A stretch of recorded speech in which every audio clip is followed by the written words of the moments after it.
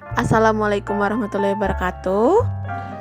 Nama saya Nur Halimah, saya dari program studi Pendidikan Guru Sekolah Dasar dari kelas 6G ingin menampilkan sebuah video pembelajaran peer teaching, pembelajaran terpadu atau pembelajaran tematik.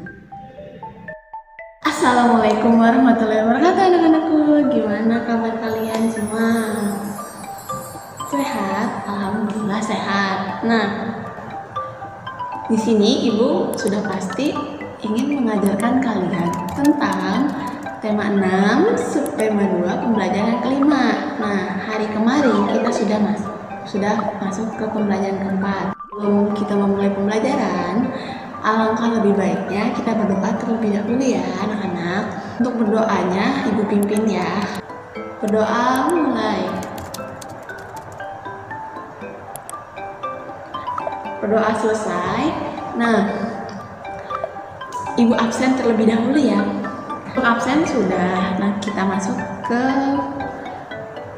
materi pembelajarannya. Dan kita kali ini yaitu tentang perubahan energi, mata pelajaran bahasa Indonesia, PPKN, dan juga matematika. Untuk bahasa Indonesianya, kita masuk ke pokok informasi terlebih dahulu ya anak-anak. Pengertian informasi. Informasi adalah sekumpulan data atau fakta yang telah diproses sehingga menjadi sesuatu yang bermanfaat. Pokok informasi itu merupakan sebuah inti pembicaraan di sebuah paragraf. Untuk bahasa yang lebih panjangnya, sebuah pembahasan di mana permasalahan tersebut selalu dibicarakan di suatu teks. Nah, itu yang lebih panjangnya. Pokok informasi dengan kalimat utama itu tidak beda jauh. Itu pengertiannya sama. Nah, gimana sih cara menentukan pokok informasi? Ya, pertama kalian harus membaca terlebih dahulu. Kemudian membacanya harus secara menyeluruh, dan itu kita harus memahami setiap teks bacaan tersebut. Apa sih pokok informasi yang ada di teks tersebut? Pokok informasi dari teks halaman 89 yaitu penghematan penggunaan energi. Nah, seperti itu. Nah, jika sudah, kalian boleh mengerjakan soal yang ada di bawah teks tersebut. Dari halaman 90 sampai dengan 91, kalian kerjakan dulu di buku tulis, kemudian Masuk ke mata pelajaran yang kedua yaitu PPKN dengan materi hak dan kewajiban. Nah, hak, apa sih hak itu menurut kalian? Hak merupakan sebuah anugerah yang sudah diberikan oleh Tuhan sejak lahir dan kita harus memilikinya.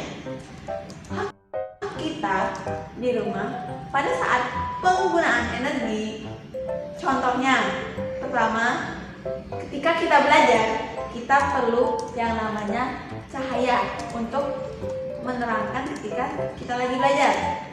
Itu sudah termasuk hak. Apa yang kita butuhkan sudah terpenuhi, yaitu mendapatkan cahaya penerangan pada saat belajar. Yang kedua, ketika kita mandi, kita membutuhkan air. Air merupakan energi alternatif yang sudah diberikan oleh Tuhan. Nah, kita menggunakannya untuk mandi, untuk makan, untuk minum, untuk masak. Itu sudah termasuk hak, karena hak merupakan sebuah anugerah yang kita perlukan di dalam kehidupan sehari-hari. Nah, kewajiban itu merupakan suatu tindakan yang harus dilakukan oleh kita di dalam lingkungan.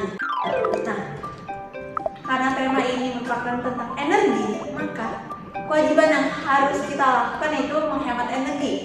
Salah satu contohnya misalnya, ketika kita menggunakan air pada saat mandi, setelah kita selesai mandi, jangan lupa mematikan kerannya.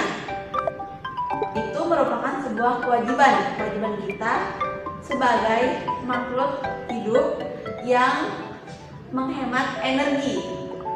Nah, contoh yang kedua yaitu ketika kita menggunakan listrik, pada saat belajar kita memakainya seperlunya saja. Jika sudah tidak dipakai, lebih baik kita matikan. Nah, setelah kita sudah membahas tentang hak dan kewajiban, nah di sini ibu akan membagi kelompoknya terlebih dahulu ya. Kalian jangan ribut. Kalian kerjakan dulu bahasa Indonesia yang tadi ibu perintahkan. Berikan sebuah nomor atau mahkota bernomor di mana itu sebagai penanda di kalau kalian tuh kelompok berapa.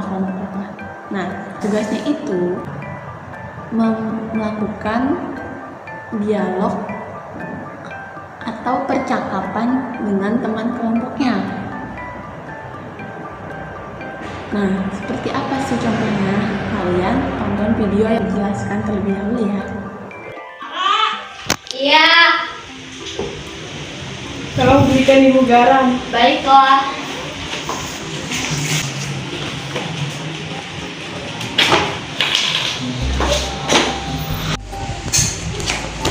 Sarah? Iya. Kamu lupa mematikan lampunya? Oh iya, maaf aku lupa. Tolong matikan lampu dan kipasnya.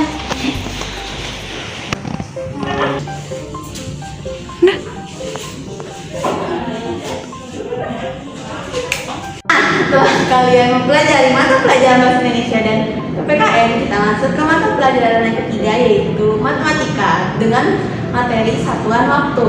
Apa sih satuan waktu yang kalian ketahui?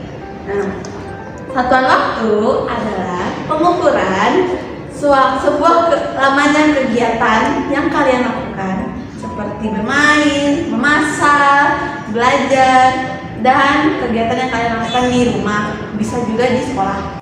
Untuk menentukan lama suatu kejadian berlangsung dapat digunakan beberapa alat ukur, yaitu stopwatch, jam digital, dan juga jam analog.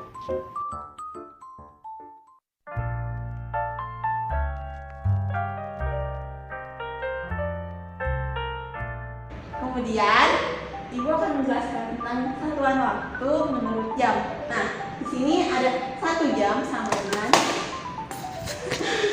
kita masuk ke jenis satuan waktu menurut jam. Nah, di sini ada 1 jam sama dengan 60 menit. Sedangkan 1 jam sama dengan 3.600 detik. Itu untuk detik. Nah, jika untuk menit, 1 menit sama dengan 60 detik. Jadi, urutannya jam, menit, dan detik. Setelah kalian mengetahui jenis-jenis satuan waktu menurut jam, ibu akan menjelaskan tentang penggunaan satuan waktu dalam kehidupan sehari-hari. Nah, di sini ibu ada jam. Jam ini menunjukkan, kalian melihat kan ada 3 jarum. Yang lebih pendek itu disebutnya jam, sedangkan yang lebih panjang disebutnya menit. Yang warna putih ini merupakan detik. Nah, Andin berangkat sekolah pukul 6 kurang 5 menit atau 05.55. Nah, ketika dia sudah sampai sekolah, dia sampai pada pukul 7.00. Berapakah lama waktu yang ditempuh Andin? Jadi, evaluasinya kita lakukan di rumah masing-masing. Kalian melakukan game yang ibu berikan, yaitu dengan quizzes. Seperti inilah contoh suasana pengerjaan evaluasi dengan quizzes di rumah masing-masing. Di dalam satu soal terdiri soal dan juga 4 pilihan jawaban. Siswa dikasih waktu mengerjakan setiap soalnya, yaitu 45 detik. Setelah siswa menjawab pertanyaan, maka akan muncul nilai atau skor. Kemudian pertanyaan berikutnya akan muncul.